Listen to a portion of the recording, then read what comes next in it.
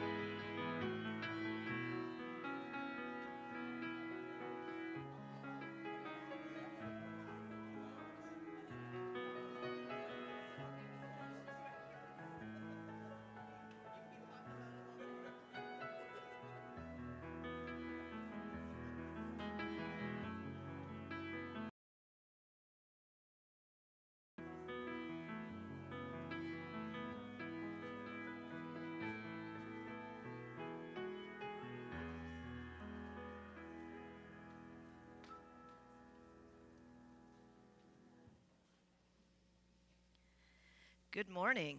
My name is Heather Robbins. I am so glad to see you all with us this Sunday morning. Before we get started with worship, I have a few announcements. Actually, quite a few. We got a lot going on the ending in February and starting March. So today at 11 a.m. in Common Ground, we'll explore how the disciples organized the early church and what that means for us today. So hopefully you will come join us in our intergenerational worship to learn and grow together. This coming Monday is our next women's dinner. So that'll be at 6:30 p.m. at My Way Bistro. If you want me to help sign you up, you can sign up on your own in the church app, or you can come see me and I'll get a tally in my head of how many we need to reserve for that evening. Our next neighborhood nibble is at Centennial Manor Mobile Home Park. That'll be on March 1st. Volunteers are needed from 11:30 a.m. to 1 p.m. So if you have any questions, you can see Pastor Ashley about that event. On Sunday, March 9th, we will be celebrating Jean Paul's 100th birthday. And we're going to do that with a brunch right after our worship service.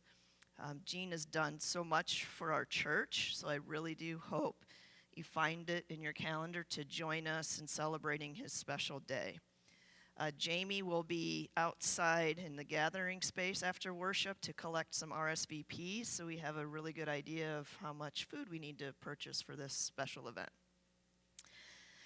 Because it's Jean Paul's birthday, our adult Sunday school will start their Lent study on March 16th instead of maybe in the email you noticed it said March 9th, and we recognized.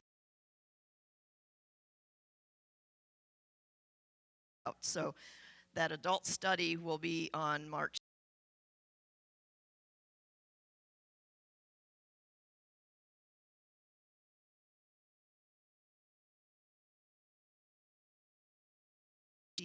Jenny Shylander, she'll be hanging out near the church offices after worship today, and you can have a discussion with her on whether you'd like to order that book as an accompanying resource. The Outreach Committee will be showcasing handcrafted items from Cambodia in the gathering space in the next few Sundays. For a donation to support outreach efforts, stop by, find something to a meaningful cause. So if you'd like to make a donation, offering envelopes are located in the.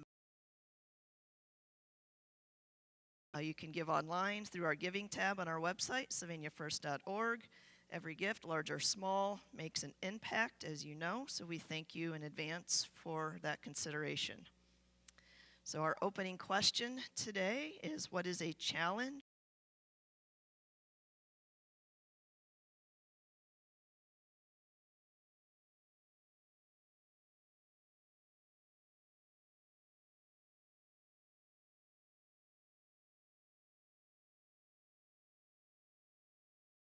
But living with someone else, I would say one kind of short story is my freshman year in college.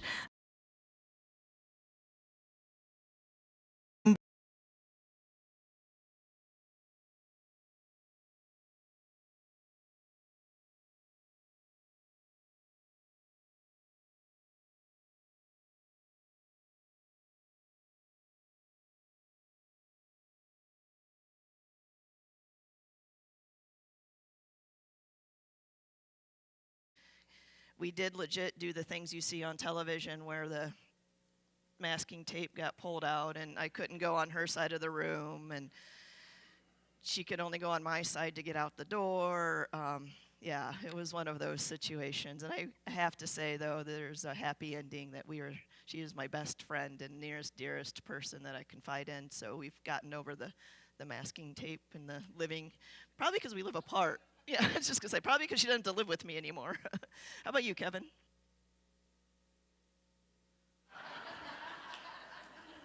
I am the challenge.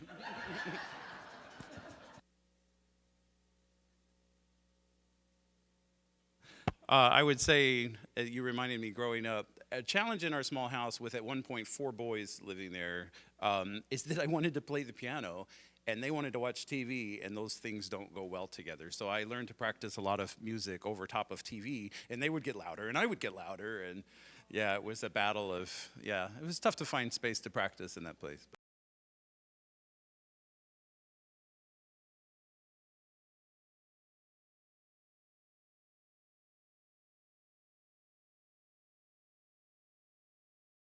Line, I invite you to inhale, and the second line,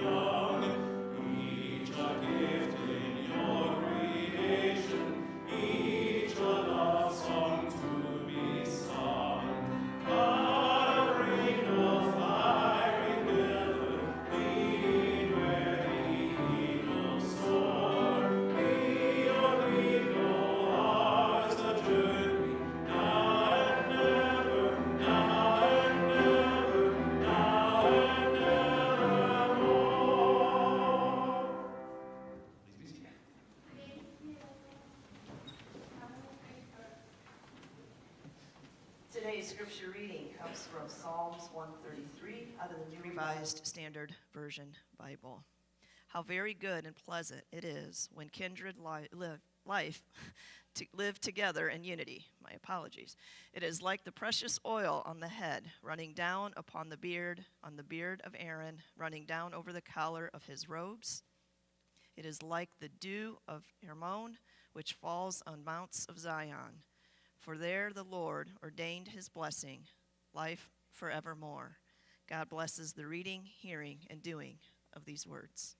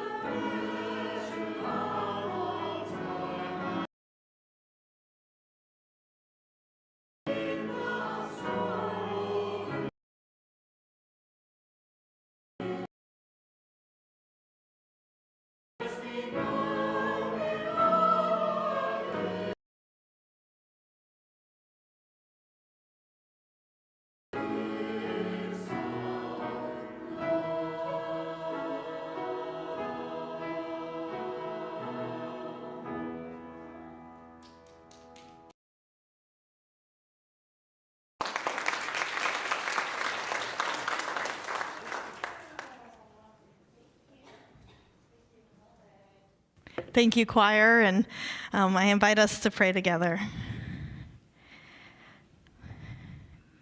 Loving God, you have brought us from many different places, with many different backgrounds, born in many different times. But you have called us together as your beloved children. Help us to see your light with all we meet.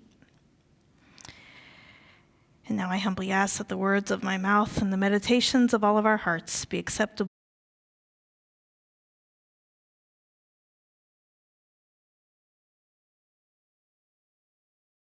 to regard and behave toward other individuals or groups of people. We began our series where the Bible begins with the story of creation, recognizing that with God's creation there is an inherent understanding that it is and we are created good.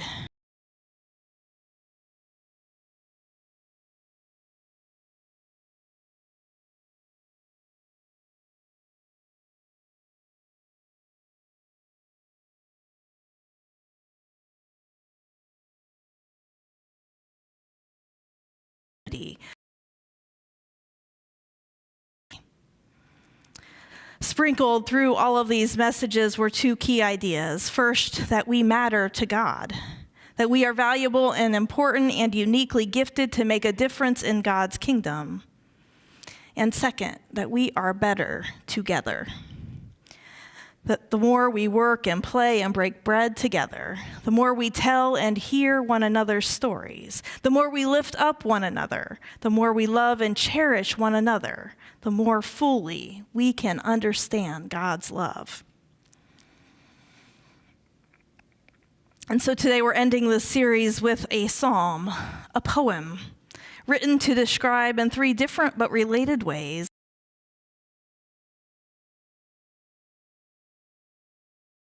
unity and do life together.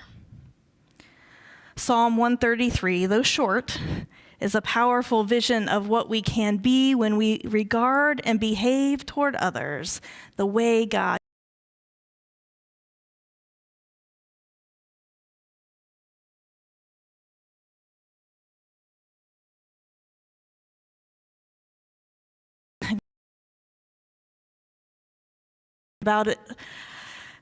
about its original context. Psalm 133 is one of the psalms understood to be written for and about a community of people traveling together, often for weeks or more, in order to get to Jerusalem. Don't know about you, but there aren't a lot of people that I've traveled with for more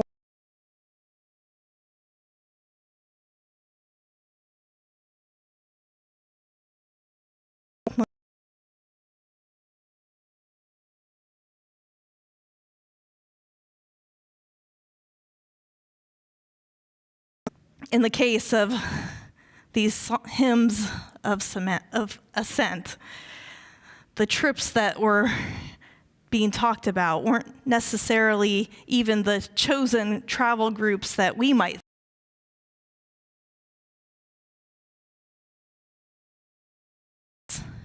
These pilgrimages to and from Jerusalem would have been groups as well as needed kinship for the survival of the tribe, of the nation. It probably would be a little more like our whole church, all of us, taking a journey together for several weeks, sharing the same space, the same belongings,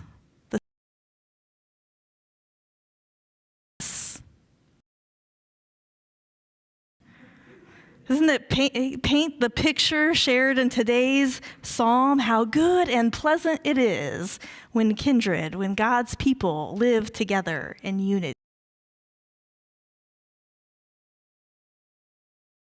In youth ministry at larger churches. Actually, right before I started seminary, I went as a Georgia.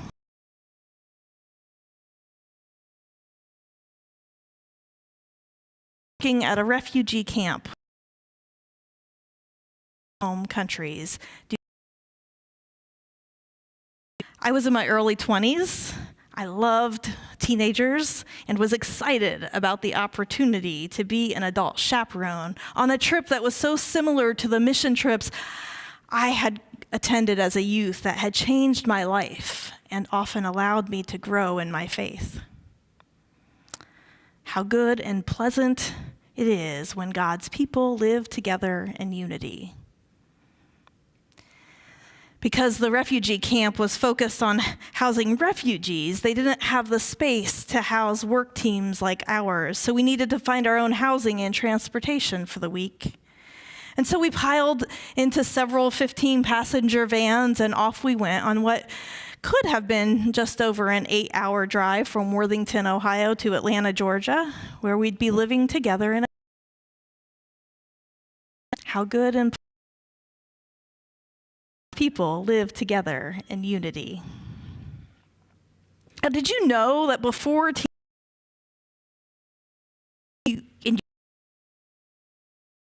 pretty loud?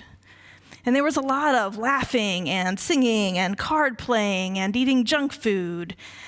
And there were a lot of bathroom breaks and groans and that delicate balance of moving seats because certain people wanted to talk or sleep or didn't want to be near so-and-so or wanted to.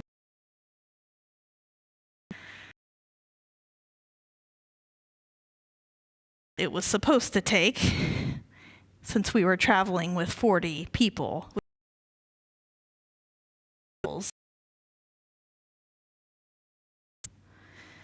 But we arrived safely.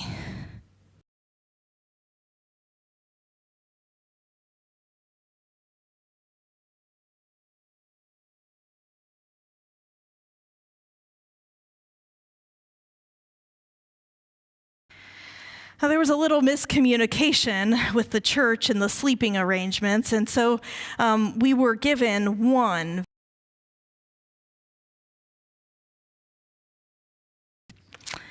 And so we arranged the sleeping quarters in a big giant circle with girls on one side and boys on the other and the adults in the middle. Has anybody else ever slept in a room with 40 people? Just.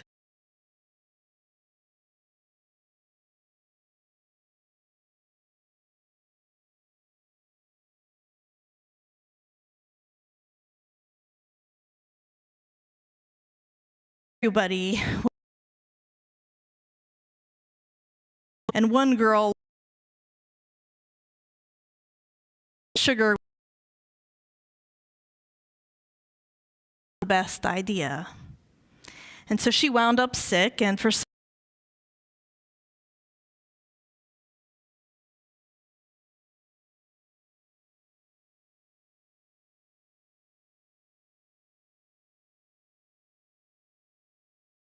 but I do remember the noise, the quiet giggles of girls,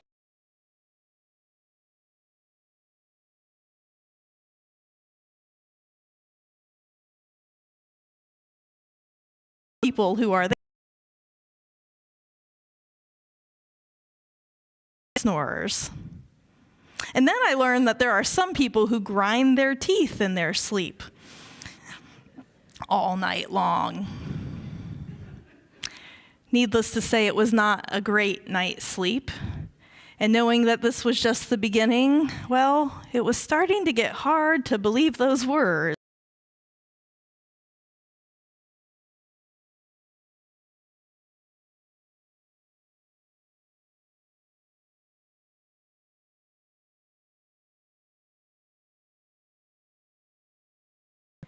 Working alongside people from different cultures, learning their stories, bonding with one another, sharing,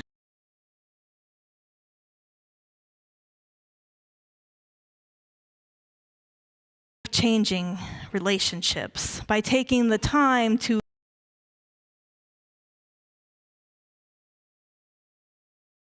sleep on a church floor.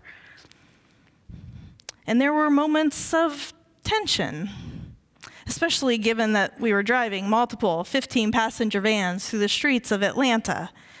And did you know that there's 71 streets in Atlanta with Peachtree in their name? When I think back, myself wondering if maybe, just maybe, that's a little bit of what it may have been like for those pilgrims referred to in the Psalm of Ascent.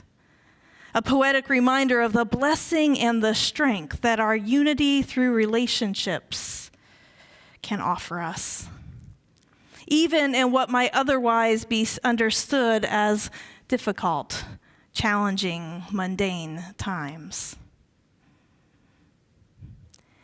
The rest of this short psalm poem gives us two interesting metaphors to further paint this picture.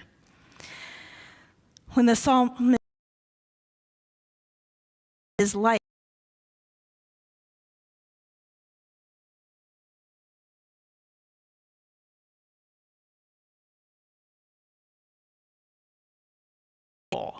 oil was used in many rituals to turn something or someone. And so, as when Aaron, brother of Moses, was made priest,